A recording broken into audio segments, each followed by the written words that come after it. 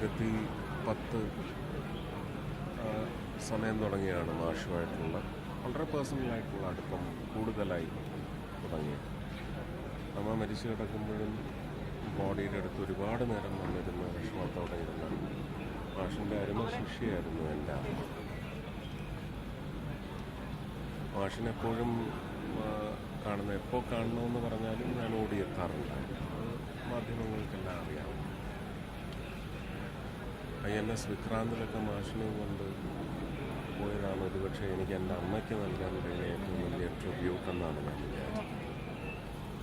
INS Vikrant അതിൻ്റെ first റൗണ്ടുകളെല്ലാം കഴിഞ്ഞുകൊണ്ട് ഓവറോളിങ്ങിൽ കഴിഞ്ഞ് കിടക്കുന്ന സമയത്ത് മാഷ് തന്നെ വിളിച്ചു പറഞ്ഞൊരു വാക്ക് തന്നത് പാലിച്ചിട്ടില്ല. ആ മഹാൻ ഇവിടെ എത്തിയിട്ടുണ്ട് കൊച്ചി പോർട്ടിൽ, എന്നെ ഒന്ന് സ്പർശിക്കാൻ അനുവദിക്കാമെന്ന് പറഞ്ഞിരുന്നു.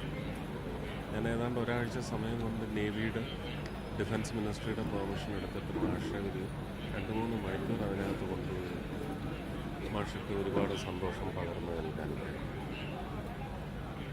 ഭക്ഷണങ്ങളൊക്കെ ഇഷ്ടമുള്ളത് പറയുമ്പോഴും ഇപ്പോഴും എന്നെ കഴിഞ്ഞ ചൊവ്വാഴ്ചയാണെന്നാണല്ലോ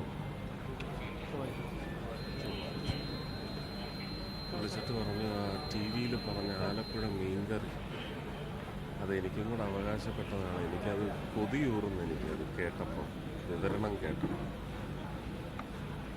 ഞാനപ്പോൾ തന്നെ പറഞ്ഞു, ഈ സെഷൻ ഒന്ന് കഴിഞ്ഞാൽ ഞാൻ ഓടി വരാം. ഓണത്തിന് മുമ്പ് തന്നെ ഞാൻ കാർത്തിയാനിയിൽ കൊണ്ടിരുത്തി അവരെ കൊണ്ട് ചേർത്തലക്കാർ